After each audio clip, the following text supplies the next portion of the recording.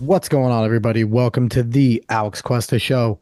How's everybody doing out there on this Thursday, December 21st of 2023 for episode 103 of the show? David, you're going to be needed today.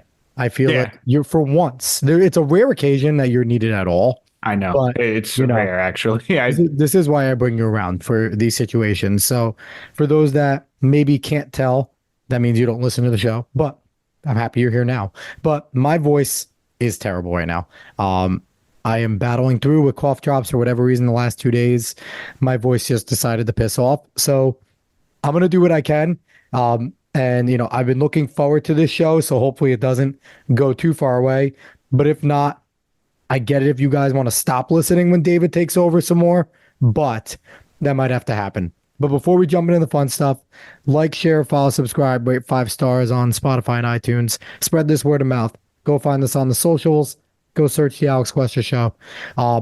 We didn't have a show last week. We had a conflict. Ended up not happening. 2 weeks ago, we had our buddy Matt Santos on. We talked about a smorgasbord of things. Go back, give that a listen. But I want to jump right into it while I still can talk a little bit. Our guest this week, it's exciting, kind of. I guess it's bittersweet, Dave, because when we wanted to talk to him, what was it, about 2-3 weeks ago, we were trying to do this. Yes. There was a glimmer of hope, some optimism in our lives as New York fans. It was small. It was small, but just like everything else as a Jets fan, it gets ripped away from us violently and with no remorse. And now, I don't know. I don't know if this is going to be a positive show. This is going to be a negative show. We might laugh. We might cry. We might do all the in-between. But this week, we have Matt O'Leary on. He is a New York Jets content creator and podcaster. What's going on, Matt? Not too much, guys. Thank you so much for having me on today. Appreciate it. Absolutely. It's always a good time. I've been following you. I have a whole entire Jets tab on my X, and you're one of the people that I have. So I've been following you for a little bit. If you're not following Matt, what is your X handle so that people can go and give you a follow?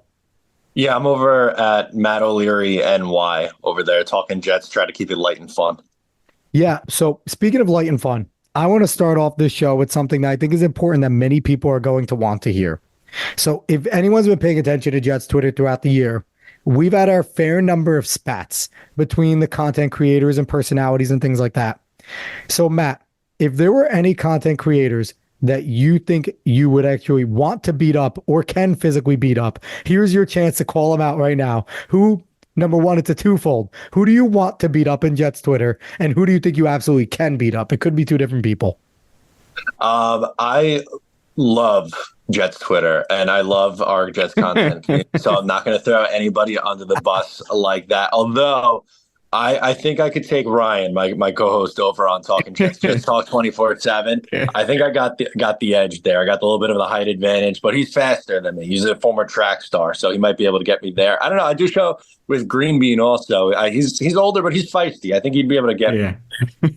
I like the, you could be a politician. I like that answer. That was very political. But no, I just wanted to start off with a little bit of fun there because, Jets Twitter, for a little bit, for someone that's not really involved, that just kind of throws my little tweets out there, it was hilarious on the outside looking in, not going to lie. It was just basically like watching your cousins at a party just start slap fighting in the corner. And it's oh, let's just watch how this one goes. And it's fantastic. But, I mean, it was funny. I don't mind it. Let's see more of it. It means we have very little passion as Jets fans right now, so we need something. Speaking of our passion and Jets fans and lots of things lost, we had such high hopes. Week 1, Aaron Rodgers coming out with the American flag, and then 4 plays in, the football gods quite literally just go, we hate you more than the Browns. And there we go. And we lose Aaron Rodgers for, I guess he can come back this week if he wants to, but we lost him for the season because he's not playing this year. We all watched it unfold. Who do you blame for what has unfolded the most this season, because I think there's a lot of blame to go around for why this season happened the way it did. If you had to pinpoint it on one, multiple people, facets, who or what would you blame? I think everyone kind of has a hand in this, but if like there's a pie chart of, how you're divvying up the blame here, I think Joe Douglas deserves the most criticism for how this went because really you look at the two biggest issues with the Jets after Aaron Rodgers goes down, like I get it. Super Bowl, aspirations go out the window when you lose your franchise quarterback, but I think he really mishandled the offensive line and backup quarterback. And I think he deserves a lot of criticism for it. Like all offseason, a lot of Jet fans, myself included, were saying that, if you want to reset Zach Wilson, that's fine, but let's get a veteran backup quarterback in here who you feel a little bit more comfortable with. And I know a lot of Jet fans who thought it was risky to run it back with Dwayne Brown at left tackle and Mekhi Becton at right tackle. I was rooting for Mekhi Becton to make the comeback after 2 years, but thought, man, that is risky for your plan A. And unfortunately, injuries ran its ugly head on the offensive line for a second year in a row. And I don't think they were aggressive enough at the backup quarterback spot. And really, I think those are the two biggest reasons why the Jets have struggled this year. Yeah. I do also think we need to bar ever playing in Denver ever again. Ever again. I agree with that. Now, I'm not going to really defend Joe Douglas because I agree with you. But let's take a look back. Before all the injuries to the line happened, I don't think we would be as critical, right? Because you look at the line, it was starting with, Dwayne Brown was a question mark, right? And then you had Lakin, who wasn't very good last year, but has been the healthiest guy all year. And was a lot better than he was last year. He's less of a rotating door. You had Connor McGovern, over at center. You had right guard was AVT, and right tackle was Becton. You had Wes Schweitzer, Tipman, Max Mitchell, all his guys in the back. Most of the time, you'll look at that and go, okay, it's a decent enough starting group and a solid 3 backups. I think every single one of those guys went down at some point this year. So can you really blame? Because if you're Joe Douglas, you're looking at it going, I did my work. I even brought over Billy Turner, who sucks, but Aaron Rodgers wanted him, right? He's played pro ball before. So viably, you had 9 guys that could play in the NFL as linemen. And for whatever reason, 9 of these guys all got hurt at some point. So, like, as much as I want to blame JD for that, he didn't put together an all-star line, but he put together a good enough starting group and enough backups in my eyes to at least, I don't know, no one could predict your 9 top guys going down in practice squad being there. So what do you think of that? Is there kind of something to that where he kind of got screwed a little bit there? I think that's definitely, a fair, rebuttal to it. And I definitely hear where you're coming from. I think with tackle in particular, that's really the spot I think that they didn't do enough. Like if you want to say on the interior, they did enough. I could get behind that, but still, like they gave Dwayne Brown this left tackle job pretty much in February when they were saying like, he's not retiring, he's coming back. And it was never really like, they said it was a competition, but it really wasn't. If you read, between the lines, he was winning a left tackle job. And then, it wasn't even a guarantee that Becton was going to start at right tackle. They had to ramp him up first. And I just wish he did more there. But it's totally fair to bring up the injuries because, if some of that is really a shame. But then I think that goes to the offensive line coach and Keith Carter, who's someone who I think deserves some blame too, because, notorious during his time in Tennessee was someone who ran hard practices and someone who, the veterans were getting banged up, as the year went on, and same things happening here in New York. And I'll know that you guys real quick, I hated the whole 5 best thing. That annoyed me because it's like guys play positions for a reason. You talk about playing guys out of position. I get it. Some of your backups can be swing guys and do things and go different places, but your starters shouldn't be asked to play 3 or 4 different positions. It's a very weird thing that the Jets have going where it's like, we're just going to do our 5 best at whatever position we want them. And it's like, no, guys come in playing tackle, guard, center for a reason. It's what they're good at. Like play your best at their position. So now they're not trying to really relearn new positions. Go ahead, Dave. You had something to say. Sorry. Yeah, I was going to bring up the O-line coach because, like, even with when you brought up the injury history and the hard practices, but also even some games where we're not typically that injured or we're not getting injured during the game, the offensive line looks like they don't understand some of the stunts coming their way. They don't understand passing off people correctly. So it's really weird what's happening to this offensive line, even when they're not as injured as they could be. And what the hell has been up with the run blocking, Matt? I know you look at some of this stuff a little more in depth. Usually your linemen, you can count on them to run block, right? Because they want to maul, they want to get downhill. You have Breece Hall, you give him a yard and a half, he's going to get 6. Like I forget, I think it was Nania of X Factor. Jets X Factor said one of the games, Breece Hall did not get a single touch that he didn't get hit behind the line. I think it was 2 weeks ago. Like, we're one of the best running backs in the NFL. You need to at least let him get to the line of scrimmage. Then he's going to make fun things happen. What have you seen that is causing this offensive line to be, they're abysmal at pass blocking, but they're better at pass blocking than run blocking? It's been really weird. It is really strange. And I mean, you look at someone like Mekhi Becton, who as a rookie, like that was his biggest strength. He was a phenomenal run blocker and probably could use, a little bit more in pass protection, but he really hasn't been the same. Laken Tomlinson, someone you mentioned at left guard, where like they're the two most healthy guys this year, the left side of the line, but they haven't done nearly enough. I think they both underachieved. And, I hate to go back to the injuries here, but second season in a row, AVT goes down and they can't run the ball after AVT goes down. It happened last year when he got hurt in Denver, happened again this year. So, I think that's a big part of it too.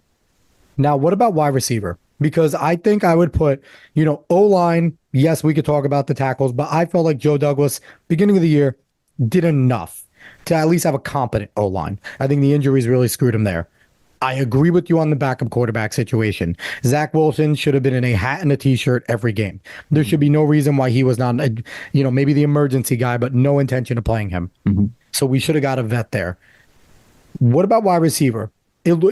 I don't think any of us predicted that Corey Davis leaving the team and retiring would have affected us the way it did. Because, we looked at Corey. He was a good safety blanket for Zach, but he did have a lot of drops. There were a lot of easy pass drops that Corey Davis had. Only if we knew. If we knew. We would have taken that in a heartbeat. No one knew that Randall Cobb would regress to running like a 7.0 40. No one knew that Alan Lazard actually played volleyball instead of football and swatted every freaking ball down instead of catching it. And that, guys we fell in love with in the preseason, Gibson getting involved more, but not enough. Nate Hackett doesn't do enough gadget plays to get him involved. Guys like Brownlee, Malik Taylor, I don't know if they're not getting separation and I don't know. Outside of Garrett Wilson, it's Garrett Wilson and then guys. It's Garrett Wilson and Breece Hall. I would fault Joe Douglas more with that wide receiver situation with Corey Davis going down and saying, okay, Sammy Watkins is sitting there in the ether. Why not take a flyer on, some veteran that's run routes before, that's gotten separation before? What about the wide receiver to you? Yeah, I think that's a legit criticism as well. And, you could talk, their excuse was that Corey Davis retired on the eve of the season, which I get, that sucks. It really stinks losing him, but that's in August, man. Like you had so much time to make another move and they just didn't at the trade deadline or for weeks after. It was August, man. Like I said, there's 2 months they could have brought in another wide receiver and they just refused to. And, sad with Lazard, it hasn't worked. I hate to admit it, but I kind of liked the signing at the beginning. I thought I did as well. Wide receiver, bigger wide receiver. He's worked with Aaron Rodgers. He's a great run blocker. They're going to want to be a run first team, red zone, jump ball threat. But he has been so bad this year. Drops, penalties, mistakes, brain farts. I don't know what's going on with him. But yeah, they clearly did not do enough in the wide receiver room. And, they had time. They had time to do something else after Davis retired, and they didn't. It gives me like bad memories of Stephen Hill, to be quite honest. Like Alan Lazard reminds me a lot of Stephen Hill in this year because has the potential, can make plays. Stephen Hill made a few nice catches, good blocker, physical dude, but not playing at an NFL level, which is sad because we've seen Lazard do that before. So in your eyes, just team-wise, just personnel-wise, not front office or coaching, what needs to be changed? I think our defense is fantastic. Like, I'm not touching that defense except for adding to it. On the offensive side, we got to mention no line and things like that. But if you're sitting there and you're able to make changes, add people, what would you do right now? I definitely think they need a wide receiver two, high end wide receiver two to pair with Garrett Wilson. There's going to be a ton of Devontae Adams rumors in the offseason, and it makes sense with his connection with Rodgers and where the Raiders are and just all that. There's been a lot of leaks there, so that feels like something that very likely could happen. But if not him, man, you have guys like Mike Evans, T. Higgins hitting the open market. Michael Pittman. Thank you. Yep, that's another one. Michael Pittman. Someone like that from that group we just listed off has to get in here. And they probably need 2 to 3 starters on the offensive line, which is a tough ask, right? Because Mekhi Becton's a free agent. With how he's played, I don't know how you bring him back. I think you have to look for an upgrade there. Dwayne Brown's not a realistic option to bring back, so that's another area. And, Laken Tomlinson's one where you can get out of the contract and save $8 million against the cap. And you'd like to probably upgrade that too. But can you realistically try to change the restarting offensive lineman? Like that's tough. The only 2 spots, though, that I feel really confident in are Tippmann at center and AVT, whether they put him at tackle or guard. So they probably need, like I said, 2 to 3 starters on that line. Yeah, and when it comes to receiver, do you have a preference in whether or not you want to trade assets for Devontae or just straight up sign one of the? Because Devontae Adams is amazing, but do you want to give away potential picks that can be things or players or things like that, or just sign a guy like a Pittman or an Evans? Or because let's talk, Evans is a Hall of Famer. I think Devontae Adams, I don't know if he's a Hall of Famer yet. Mike Evans is a Hall of Famer. He is, but but I feel like Mike Evans, what he's done, his body of work, it's probably more impressive. Yeah. The guy is one of the best wide receivers of our generation. Now, he's down in Tampa, so he doesn't get the shine that he should. But the man hasn't missed a 1,000-yard season, I think, was it almost 10 years now? It's something ridiculous that he's doing. So would your preference be to trade for Devontae or to just sign one of these top-end guys that are available? I probably lean towards signing so you don't have to give up the draft assets. But, I don't think the Jets don't have a second-round pick this year, and I don't think it's taking a first-round pick to trade for Adams. I know, a couple of years ago he got a big package, but with the contract and his age, NFL trades, they're never as much. Usually, I mean, Jamal Adams trade was just a random one, but usually that was great. These guys are getting traded for significantly less than what people expect. Everyone thought, Dalvin Cook's going to get traded. He ends up getting cut. DeAndre Hopkins going to get traded. He ends up getting cut. So I think if it's a mid-round pick this year and something else next year for Adams, I'm okay with doing it. I'm not. I wouldn't be upset if the Jets went that route, obviously, but I think I lean towards signing someone. Yeah, because those are the names that we rattled off to sign are also top end guys that could play. Garrett Wilson's the number 1, but you bring in an Evans, that's like a 1A. It's a 1A guy. It's not necessarily a 2. So I feel like that could be absolutely lethal. You would get your Tyreek Hill, Jalen Waddle, your A.J. Brown, Devonta Smith situation, but for the Jets, which would be nice. Now, you mentioned Joe Douglas a little bit with that trade with Jamal Adams. I feel like his strength has been his ability to trade because he's absolutely fleeced every single person he's traded with. We need somebody to just do everything else besides that as a GM. But so I want to talk Douglas, Salah, Hackett. I think Ulbricht, which is hilarious that, you go back to Jets Twitter 2-3 years ago, Jeff Ulbricht needed to be fired. He sucked. That defense is terrible. What is he doing? He doesn't know what he's talking about. Now people are like, I don't know. Let's give Ulbricht a shot if Salah sucks. It's such a big flip on Ulbricht. So he gets a pass. But how much faith, take Hackett out of it because Hackett's a higher fire guy by Salah Douglas. How much faith do you have in the tandem of Joe Douglas and Robert Salah right now?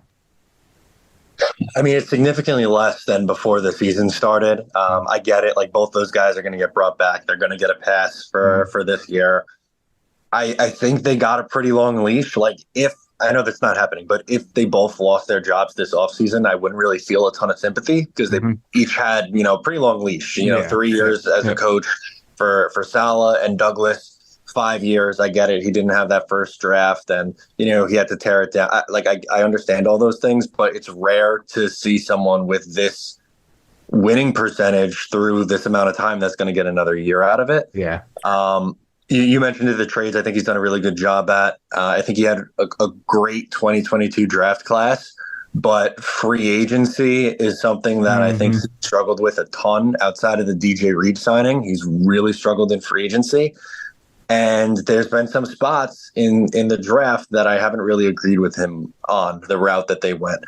For instance, I'm not out on Will McDonald. I think he could be a good player, but the logic of going with that pick was a head scratcher. And they seem to struggle to get those developmental offensive pieces later. They're able to do it on the defensive side of the ball, right? Like you find Michael Carter II, but all these mid-round swings that they've taken on the offensive side of the ball really haven't worked out. Like any of the offensive linemen, Carter Warren, Max Mitchell, oh my God, I'm forgetting Cameron Clark, right? 2020. Yeah, Cameron Clark. Cameron Clark. Yeah. No, I know injury for Clark, which sucks, but if you want to build that elite offensive line, sometimes you got to hit on those mid to late round picks, and you get a starter in there. 100%. But I think he deserves some criticism outside of landing a couple nice, really big trades for this team.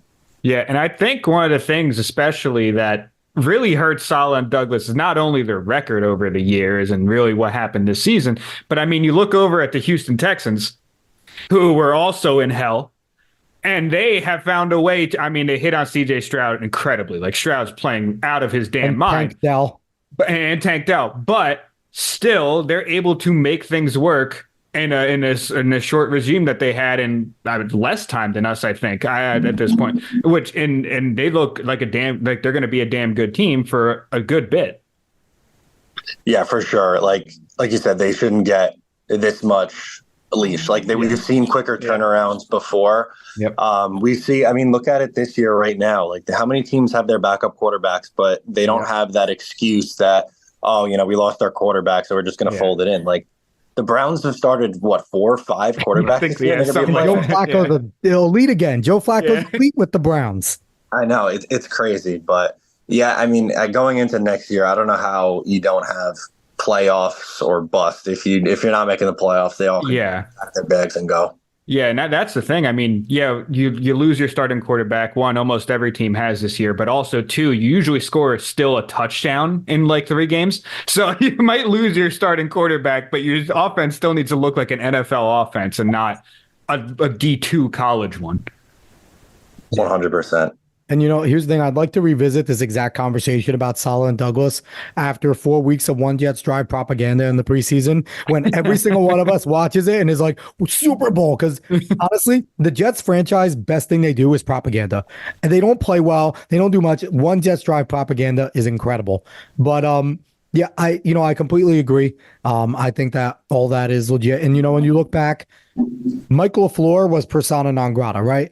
But if you look at what Michael LaFleur did, Zach Wilson sucked because every other quarterback that played under the LaFleur offense flourished. Josh Johnson was a monster under the LaFleur offense. Mike fucking White was incredible under the LaFleur offense for a game at least. And then you also, Flacco was 300 plus yards, multiple touchdowns. So it really looks like, Hackett is more of the problem and it's more of the personnel. Now, I do want to talk about Hackett. What would you grade Nathaniel Hackett this season? F. Next, it's been really, really bad. Yeah. He's coming back though because of his relationship with Aaron Rodgers, but man, we wish he could get out of that one.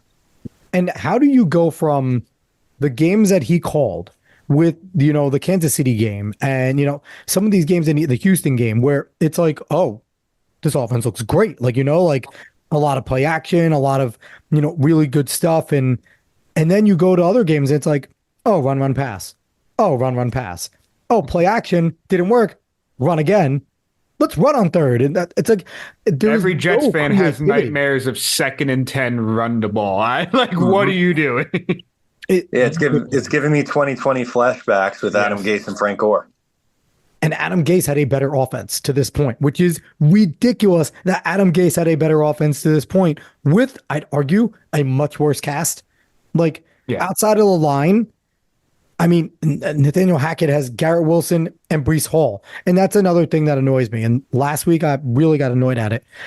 What did we see the Dolphins do? They were figuring out ways to get the ball in Jalen Waddle's hands. They were designing plays for him. Nathaniel Hackett, I think, designed plays to not go to Garrett Wilson, like to obviously go away from him, which mind boggles me. Throw a few screens. I don't think I saw a single 3-step drop all freaking game, which boggles my mind. But it's those little things, right? Like get it to your best player, force it, create design plays to get it to him, and I don't think we see that. So I guess, we're getting them running it back. We're going to have Douglas and Salah. If you could go into the room with a Robert Salah, what would be your advice to coach? What would you, because obviously we're not in the meetings, we're not in the practice. It's tough to really get in there. But from the outside looking in, what would kind of be your take as a content creator, someone that eats, sleeps, and breathes this to Robert Salah? Find an identity on offense. They have a defensive identity, right? He has the all gas, no break. And that's how his defense plays. They play fast. Their defensive line gets after the quarterbacks. They have 3 great cover corners, and their linebackers fly around the field. They have a very strong identity on defense. On offense, you have no idea what it is that they are trying to do. So they need to, number one, find an identity on offense, and then be more aggressive, because he is way, way, way too conservative for me in these games. So those would be my 2 biggest pieces of advice for him. And I think we're seeing the Rex Ryan effect, right? Because I think that was Rex Ryan's biggest criticism, that he wasn't involved on the offense. It doesn't really look like Salah's involved on the offense. It looks like Aaron Rodgers has more pull on the offense, because I've said to David a few times, I would like text him and be like, I'm pretty sure Aaron Rodgers is saying no to plays that Hackett's calling. Like you see him on the sideline at times, like, no, like I'm pretty sure Aaron Rodgers has that input, which is pretty ridiculous that you're paying guys good money to call these. And I get it. Aaron Rodgers is probably as good of a coach as anybody else, but he's a player. He should have the headset on just to listen and maybe give Zach some tips, but he's obviously there doing more than that. And that's on Salah. Salah needs to run a better ship. Now, we're going to go down this rabbit hole. David, you have your conspiracy about Bill Belichick. It's out of the window. That's out of the window. That was like weeks ago, man. But I'll say it now. I had this ridiculous conspiracy that I made up just for nonsense and just for kicks, that there was a whole entire effort to try for the Jets to go get Belichick just to and it was I can't remember the you were going to trade Robert Salah for Belichick straight up because Belichick wanted to come and play with another Hall of Fame quarterback and get. Yes, there you go. Yeah. It was because my idea was Belichick wanted to go with Aaron Rodgers just to stick it to Brady, because Brady won without Belichick, and now Belichick's legacy is going down. It was something stupid like that. Okay, I think he hates the Jets way too much to come back. He does. Yeah. Now, if you say he wants to team up with Justin Herbert and the Chargers, that I could be sold on for sure. Yeah. Which I think is going to happen. I 100 actually think that's very strong. Now there's the Mike Tomlin debate that was going around Jets Twitter for a little bit. Where do you stand on Mike Tomlin as a coach? And would you take Mike Tomlin as the Jets coach? I would not trade a first-round pick for Mike Tomlin, but if for whatever reason Pittsburgh moves on, I will personally drive to Pittsburgh and go pick him up to be the Jets head coach. I love Mike Tomlin. I think he gets more out of that roster than they deserve, right? And I know they had the hot start and they're struggling now. They lost their 3 straight games, and it feels like the national media is turning on him a little bit, like, he hasn't won a playoff game in the X amount of time, and this and that's great. He always finishes 9-8, but like, do you look at that? One, do you look at the quarterback that he's dealt with for the last 2 years, and Ben's last year? Let's be honest, he was horrific. He was terrible. Yeah. And like, that team stinks. They have no business being in the playoff hunt. I think I love how he runs the team. I think he's one of the best coaches in football, and I would absolutely hire him as the next Jets head coach if he was available.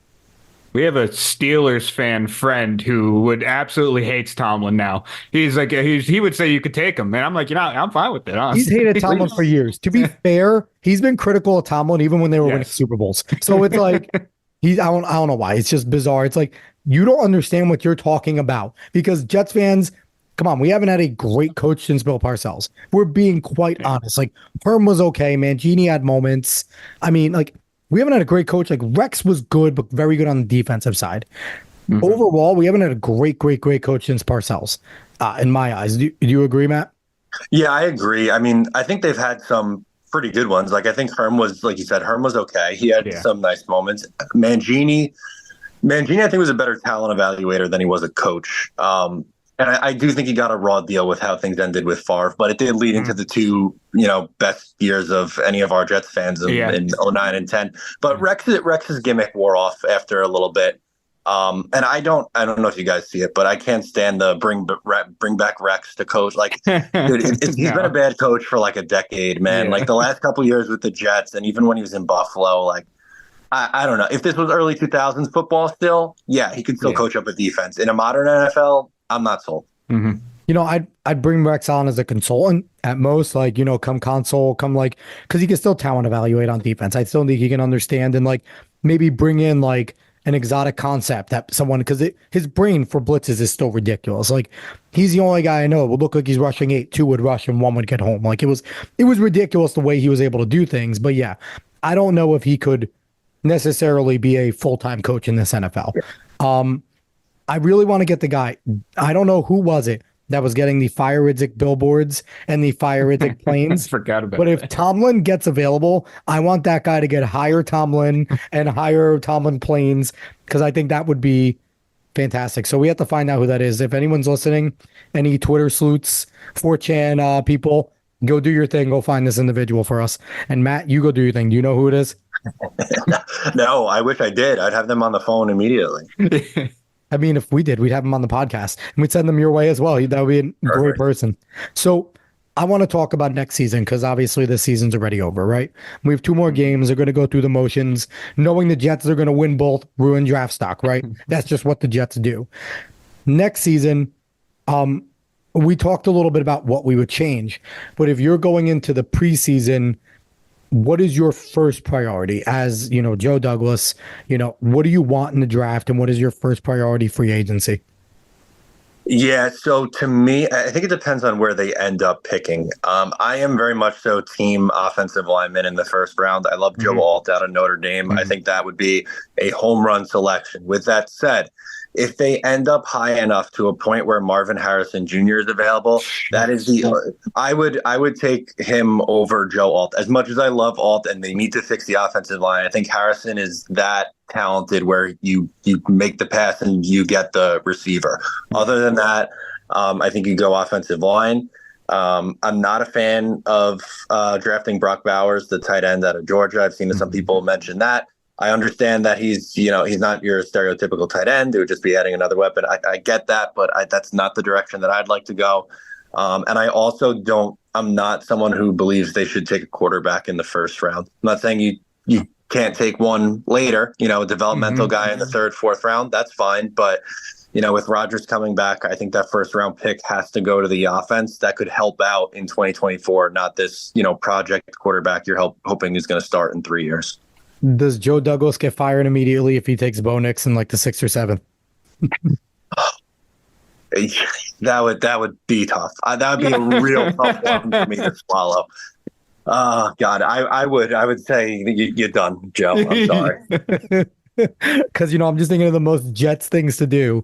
And that would be like, oh, Bo's available. Yeah. He's still sitting at a table because Bo Nix is going to get invited, right? Like, he's going to get invited. And he's going to be that guy that's sitting there and has to be like escorted by Goodell back to the room, because let's be honest, I don't think. Now, again, maybe Bo Nix does get drafted. I don't know why he gets drafted. I think he's a nice dude. He's had a great NCAA career, a 10-year NCAA guy. You don't get many of those, the Van Wilders. But, I mean, come on. I don't know. But that's a Jets thing, right? It's a Jets thing to go get Bo Nix.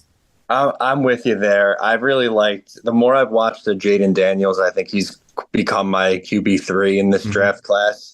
And I'd even go Michael Penix before I would think about taking Bo Nix. Man, I think he's getting his AARP card soon. I think he's older than me. He's honestly been around longer than I have.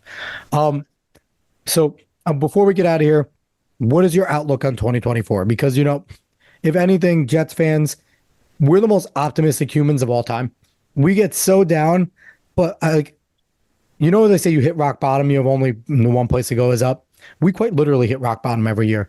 I don't think there's we get slammed down every single year, and we just are building ourselves back up via the preseason. So right now it might be bleak, but what is your outlook on 2024? Yeah, I mean, I still think I'm optimistic going into next year. I'm not going to be brash and say this team's definitely winning a Super Bowl. I think that'd be absolutely crazy. But Yeah. with Rodgers coming back, I do think that, there's no reason that they aren't, a 10 plus win team. Hmm. If you make some changes, he talked about retooling on the offensive side of the ball. To me, that's obvious.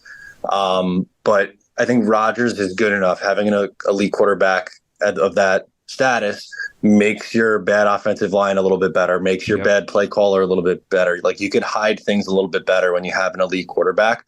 So I do think that, assuming that Rodgers is healthy and playing, we'll call it 15 plus games next year, Yeah. I think the Jets should be a playoff team in 2024.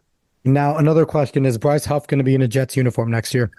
He should. I mean, Yeah. I know we talked heavily on offense, and pretty much on defense, you're like, all right, let's just run it back. But I think it'd be a massive mistake if they let this guy walk. I've been, for 2 or 3 years now, I think I've been saying, like, first, can we get this guy on the field more? He's obviously a talented player. Yeah. And then they finally do it this year after a few weeks. And he's on his way to having a 10-sack season, So I think it'd be a massive mistake if they let him walk. Keep your homegrown, talented, developed players. Mm-hmm. Yeah, absolutely. I think, you need to take out the checkbook, sign him, and maybe go somewhere else. And, get there's a lot of places we can go, right? We got to cut Carl Lawson. We got to restructure a whole bunch of guys. Like, Lakin needs to take less money. Like, there's certain guys that need to get that done. But yeah, I just want to jump on that. In terms of the defense, though, do you see any changes, any additions, anything that you would want to do on the defense?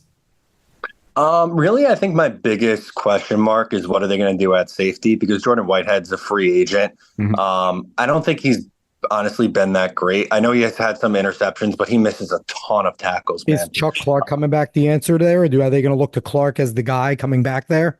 I would.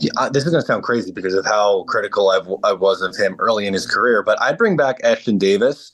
I think he's been a playmaker. He's Every time he's on the field. Yeah, which is nuts, because his first 2 or 3 years in the league, I was like, all right, clearly this guy's a phenomenal athlete because of what he did at Cal. That was obvious, but just football IQ not there yet. Like, he was taking terrible pursuit angles. He was getting lost in coverage, but he would make big plays because of how athletic he was. But I think the football IQ is catching up. So I would re-sign him, and I would bring back Chuck Clark, to be honest with you, because I think you can get him on a 1-year relatively cheap deal. And, I think you can live with a safety room of Clark, Ashton Davis, and Tony Adams as your 3 guys.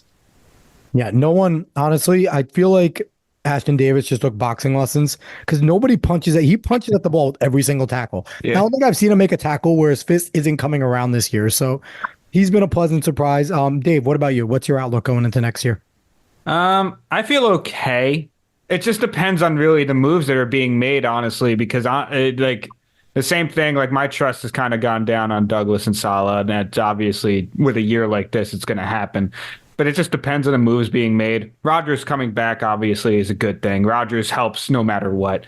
I feel good about this defense. I'll tell you that. I feel really good about this defense. As long as we have those 3 corners and Quinnen, and hopefully we get Huff back, and like, it's just going to be good. It's just going to be really damn good. So I don't know. Right now, I'm hoping that we're fighting for a playoff spot next season. That's what I'm hoping for, because I can't necessarily trust that the team is going to be aggressive enough and play like they should, especially on the offensive side, to keep winning these games, because we can't just trust in our defense to just do everything they possibly can to keep it low scoring.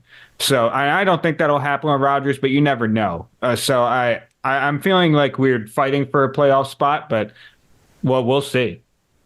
And I take my approach I take every year. Dave, you know mine. What can go wrong will go wrong. I'm going to be optimistic. I'm going to be happy about moves. We get a 5th play out of Rodgers before something happens. We get 5 and 1 completion. We get at least 1 damn completion. Give us 1 to Garrett Wilson. That's it. All I want. But the last thing I have to address, they are out of the 5-year window for the uniforms. And, the logo, like does Woody Johnson do the Johnson's Cave and bring back the 90s logos and make them permanent? Matt, what do you think? Yes, I think they add a green version of what they have, like the legacy. They do, the legacies as the away, and then they make a green version, and that's what they should bury every single one of these jerseys. Yes, as 100 feet below the ground. They represented the worst era of New York Jets football. Adam Gase, 2019-20. into the Zach Wilson, Robert Saleh Yep. injuries. So yeah, get rid of these, please. Yeah, and I've just had the biggest issue with the way the Jets market their stuff. You've heard me talk about this, Alex, but especially with their logo. Why is there not a damn plane in our logo? Why is it just a football every time? Like, just do something with the plane. You could have fun with our logo, but they never do it. But I am hoping we go back to the 90s. Which the 90s logo does, because over the top of the jet, it's a fin. Yeah. So it's a wing. And, and it's like, it's not like it can't be done, because they do it in Canada, damn it. The Winnipeg Jets has a jet in their logo. Yeah. So there's no reason we can't do it. They could do something cool, even if they put like the plane and then the wings coming down. Like, I don't know, make it a college thing. I don't care. Do something, because we suck. All right, I'm back to being negative. Go Jets. But anyway, Matt, really appreciate you coming on. Love talking Jets. Dave, well, you have one thing. You have your I have my usual non sequitur that I like to ask. Now, it is Christmas time, Matt. So this is going to be just wholly on Christmas. What is either your favorite, your weirdest, your oddest Christmas gift that you've ever received or ever gotten for someone, if you want to do both those? But obviously, I'm not trying to have you call someone out, but just something that sticks out in your mind. Okay. So I guess the Christmas gift that I received that really jumps out to me. So date myself a little bit, but Christmas 2000 got the Nintendo 64 and Mario Kart, and I thought that was the best Christmas ever. Like, I was pretty young at the time, but that's like the present that really stands out to me. Also, one year when I was in middle school, I got my first cell phone for Christmas one year, so like that one really jumps out. But yeah, not any like really too weird ones. But like those, to me, those are like the two most memorable ones that I have over the years. Dave, what about you? What's your most memorable one? It's probably going to be a game system as well. I'm pretty sure I got the Xbox for Christmas. Mine's a PlayStation 2. Yeah. We're all kids of this generation, right? Yeah, like this the gaming generation. But yeah, awesome. Matt, thank you so much for coming on. We really appreciate it. Thank you so much for having me, guys. It was a lot of fun. Once again, he's Matt O'Leary. He's a New York Jets content creator and podcaster. Go find him on X at Matt O'Leary NY. Dave, what are you shaking your head? It is X. Twitter. Okay? At this X point, is such a bad name. We're going to call it Twix. We are going to take that. Go on Twix. And, left or right? Left or right Twix, whichever one. But go on Twix. Go at Matt O'Leary NY. He's a great follow for New York Jets content, and even just to get a laugh every once in a while. He'll troll. It's a good time. And once again, you can go find us. Thank you for bearing with me and my voice. You can find us. Just go search The Alex Cuesta Show. Like, share, follow, subscribe, rate 5 stars, Spotify and iTunes. Spread this word of mouth, and everybody have a Merry Christmas. I believe we'll be back next week for a show before the new year. If not, Happy New Year. But who knows? Things happen. Anyway, thank you so much, everyone, for listening. So long.